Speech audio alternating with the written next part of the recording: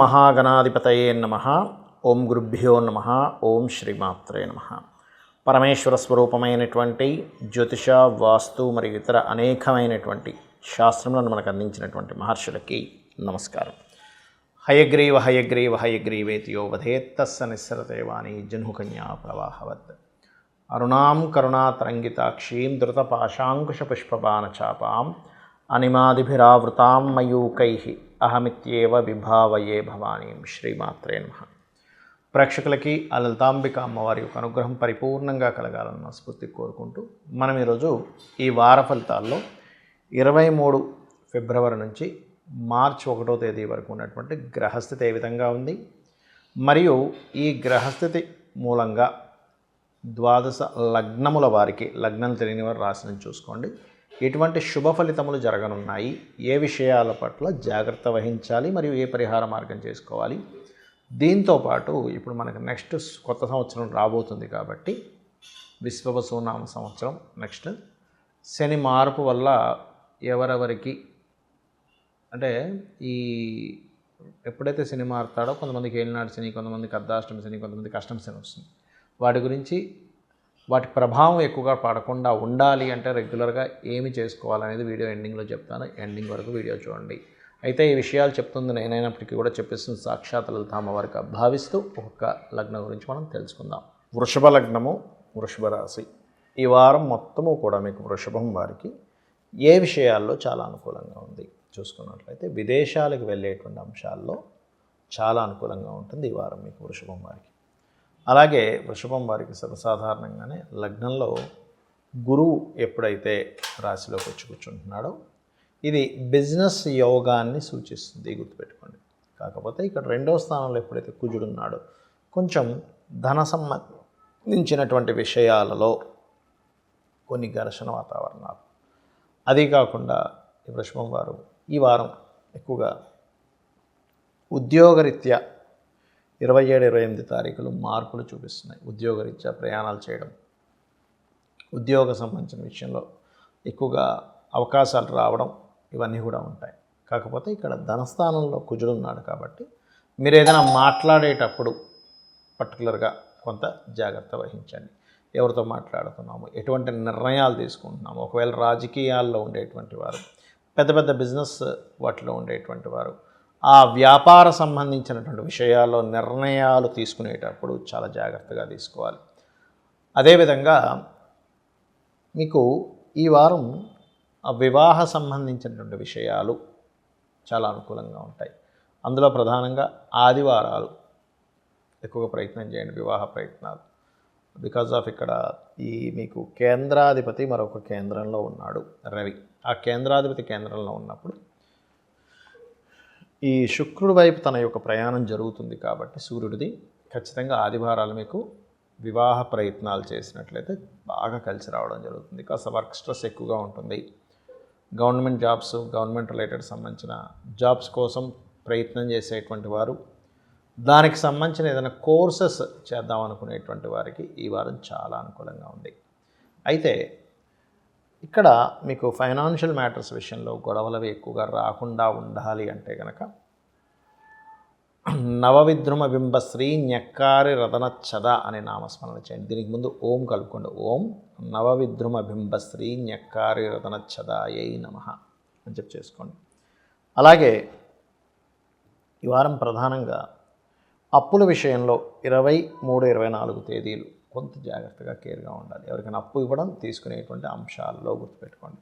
ఈ వారం మొత్తం కూడా వీలైనంత మట్టుకు అప్పులు సంబంధించిన విషయంలో జాగ్రత్తగా ఉండాలి. ఈ వారం ఎక్కువగా ఇన్వెస్ట్మెంట్స్ ఎక్కువగా చేస్తారు మీరు, అందులో ఎటువంటి సందేహం లేదు. మీరు మరి ఎవరిని ఆరాధిస్తే బాగుంటుంది, గోసేవ ఏం చేస్తే బాగుంటుంది అని చూసుకున్నట్లయితే గోవులకి గ్రాసము తినిపించడము, ఎక్కువగా విష్ణువుని, గణపతిని తలుచుకోవడం నిత్యము కూడా స్మరణ అంటారు. లేదా కూర్చొని చక్కగా కాసేపు ఒక 40 నిమిషాలు ఓం గం గణాధిపతయే నమః అనే నామస్మరణ ఖచ్చితంగా మీకు మంచి ఫలితాలు ఇచ్చి తీరుతుంది. చాలామంది ఎక్కువగా భయపడేది దేనికంటే శని మహాదశ వస్తున్నా, లేదా ఏలినాడు శని, అర్ధాష్టమి శని, అష్టమి శని వస్తున్నా సరే చాలా డిప్రెస్లోకి వెళ్ళిపోతూ ఉంటారు. అంటే ఇంకా నాకు లైఫ్ లేదనో, లేకపోతే ఇంకేమీ కలిసి రాదనో అనేటువంటిది. కానీ ఎక్కడా శాస్త్రంలో ఏలినాడు శని, అర్ధాష్టమ శని, అష్టమ శని వచ్చినప్పుడు లేదా శని మహర్దశ వచ్చినప్పుడు అస్సలు కలిసి రాదని ఎక్కడా శాస్త్రంలో లేదు. ఇది నేను ఛాలెంజింగ్గా చెప్తున్నాను. ఇక్కడ ఉన్నది ఏమిటి అనేది మనం బాగా అర్థం చేసుకోవాలి. మనము పూర్వజన్మల్లో చేసుకున్న కర్మ మూలంగా 7 గ్రహాలు 2 ఛాయాగ్రహాలు మొత్తం 9 కూడా మన కర్మ అనుసారంగా ఫలితాలు జరుగుతాయి.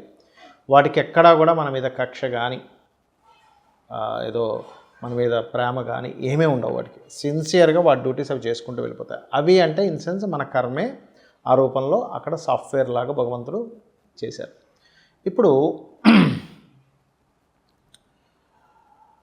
చూడండి, మరి ఆ కర్మ అనుభవించాలి కదా, మరి దాన్ని ఎలా తప్పించుకుంటాము అనేటువంటిది ప్రతి ఒక్కరికి $100 క్వశ్చన్ లాంటిది. ఇది ఎలాగా అంటే, ఒక్కోసారి చూడండి, మనం ఏదైనా ఒక అనుకోకుండా కొన్ని మిస్టేక్స్ జరుగుతుంటాయి లైఫ్లో, అవునా? జరిగినప్పుడు ఆ వ్యక్తి కనుక తప్పును ఒప్పుకొని సారీ చెప్పేసి తప్పైపోయిందండి అని అనుకున్నప్పుడు దానికి ఒక శిక్ష యొక్క ప్రభావం చాలా తగ్గుతుంది కదా. తప్పించుకొని మళ్ళీ ఇంకో తప్పు మీద తప్పు చేస్తే ఆ శిక్ష యొక్క ప్రభావం ఇంకా పెరుగుతుంది కదా. అయితే ఇక్కడ ఏంటంటే, దీనికి సంబంధించినటువంటి విషయంలో పర్టికులర్గా ఇక్కడ మీరు ఎప్పుడైనా గుర్తుపెట్టుకోండి,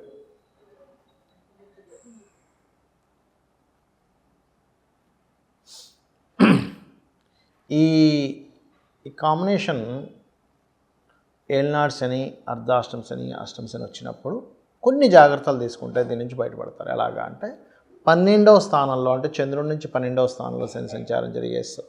దాన్ని ఏలినాడు శని ప్రారంభం అంటారు. రాశిలోకి వస్తే మధ్యలో ఉందంటుకుంటారు, 2లోకి వస్తే కుటుంబ స్థానం ధన స్థానంలోకి వచ్చిందంటారు. కాబట్టి 12లో శని కనుక ఎవరికైనా ఉంటే ఇన్వెస్ట్మెంట్స్ చేసే విషయంలో జాగ్రత్తగా ఉండండి. రాశిలో సంచరించేటప్పుడు పోస్ట్పోన్ వర్క్ చేయకండి. ఏ వర్క్స్ కూడా పోస్ట్పోన్ చేయడం వల్ల అక్కడ ఇబ్బంది పడతారు మీరు లైఫ్లో. 2వ స్థానంలో ఉన్నప్పుడు మీకు మనీ రిలేటెడ్ మ్యాటర్స్ విషయంలో, ఎవరికైనా ధనం ఇవ్వడం తీసుకునేటువంటి విషయంలో జాగ్రత్తగా ఉండండి. ఇది ప్రధానంగా మీరు జాగ్రత్త పడవలసిన అంశాలు శనికి సంబంధించిన విషయంలో. Okay, right. ఇక రెండవది ఏంటంటే, ఇక్కడ గమనించుకున్నట్లయితే అర్ధాష్టమ శని నడుస్తుందంటే 4లో శని జరిగేటప్పుడు వాహనాలు, గృహాలు కొనుగోలు చేసేటప్పుడు లేదా కన్స్ట్రక్షన్ చేసేటప్పుడు కొంత జాగ్రత్తగా ఉండండి. ఇక అదే అష్టమ శని అన్నప్పుడు విషయాలు లేట్ అవుతూ ఉంటాయి. ఇవన్నీ ఎందుకు అవుతుంటాయి? మరి ఇలాగే జరగాలంటే మీ పర్సనల్ చార్ట్లో కనుక మహాదశ, అద్భుతమైన మహాదశ, అద్భుతమైన అంతర్దశ నడుస్తున్నప్పుడు ఇవి యాజ్ ఇట్ ఈజ్ ఇలాగే అనుభవించాలని లేదు అనేది విషయం మీరు ఫస్ట్ గుర్తుపెట్టుకోండి. మరి దీనికి పరిహారం ఏమిటి? చాలా సింపుల్గా ఒక 5 స్టెప్స్ చెప్తాను. ఈ 5 స్టెప్స్ కనుక మీరు పాటించగలిగితే 100కి 100% కూడా మీరు కర్మ యొక్క ప్రభావం మీకు మీరుగా అనుభవించడం ద్వారా కొత్తగా మీకు ప్రభావం అనేటువంటిది పడదు. ఏమిటవి? 1, ఎవరికైనా సరే శని యొక్క ప్రభావం తీవ్రంగా ఉంది, మీ జన్మజాతకంలో పూర్వజన్మ కర్మ వల్ల ఆ రకంగా ఇబ్బంది పడుతున్నారు అనుకునేటువంటి వారు మొట్టమొదటిగా మీరు చేయవలసింది ఏంటంటే, ఎక్కువగా నిద్రపోకూడదు. అంటే ఎప్పుడు రాత్రిపూట నిద్రపోకూడదు అని కాదు, పగటిపూట ఎక్కువగా నిద్రపోకండి. అది ఎవరు ఈ యొక్క విషయం అందరికీ వర్తించదు, స్త్రీలకి వర్తించదు. ఎందుకంటే పొద్దున్నే లేచి వాళ్ళ ఇంటి పనుల్లో ఉండి మధ్యాహ్నం ఒక అరగంట పడుకోవాలనుకుంటారు. చిన్నపిల్లలకు వర్తించదు. అంటే 3 సంవత్సరాలు 5 సంవత్సరాల పిల్లలు ఉంటారు, వాళ్ళకి వర్తించదు. బాగా ఏజ్డ్ పర్సన్స్, 60 దాటిన వారు, 60, 70, 80, 90 ఏళ్ళు ఉంటారు, వాళ్ళకి ఎనర్జీ సరిపోదు. అలాగే రోగిష్ఠులకి వర్తించదు ఈ రూలు. యువకులకి అంటే ఒక 15 ఏళ్ల వయసు నుంచి దాదాపుగా ఒక 55 ఏళ్ల వయసు వరకు కూడా, అంటే నడి వయసు ఉంటుంది 50, 55 అంటే, అలాంటి వారికి మాత్రం ఈ రూల్ వర్తిస్తుంది. వీరు ఎక్కువగా నిద్రపోతున్నారు మధ్యాహ్న సమయంలో అంటే శని ప్రభావం పెరుగుతుంది వీళ్ళ మీద. Okay, right. ఎందుకంటే మీరు పాట ఒకటి ఉంది, మత్తు వదలరా నిద్ర మత్తు వదలరా, ఆ మత్తులోన పడితే గమ్మత్తుగా చిత్తవుదురా అనేటువంటిది ఎన్టీ రామారావు గారిది, ఒక ఓల్డ్ సినిమాది. అంటే ఏంటి? నిద్ర మత్తు కూడా మనల్ని ఇబ్బంది పడుతుంది, గుర్తుపెట్టుకోండి. ఇక రెండవది, ఉదయము సాయంత్రము దేవతారాధన, దేవుడికి దీపం పెట్టడం, ఏదైనా ఆలయానికి వెళ్ళడం కనీసం ఒక్కసారైనా రోజుకి చేస్తూ ఉంటే మీకు పాజిటివ్ ఆరా, దేవతా సంబంధించిన ఆరా ఎప్పుడైతే మీకు కంటిన్యూస్గా ఉంటుందో నెగటివ్ ఆరా అనేటువంటిది మీకు ఎంటర్ అవ్వదు లోపలికి, గుర్తుపెట్టుకోండి. 2.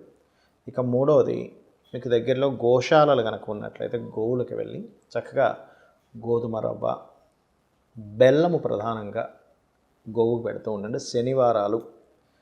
ఇక మరొక పాయింట్ ఏంటంటే, మీకు దగ్గరలో శివాలయం కనుక ఉన్నట్లయితే వీలున్నప్పుడల్లా కూడా శనివారం నాడు ఆయిల్ని, దీపారాధనకు వాడే ఆయిల్ని అక్కడ దానంగా ఇవ్వండి.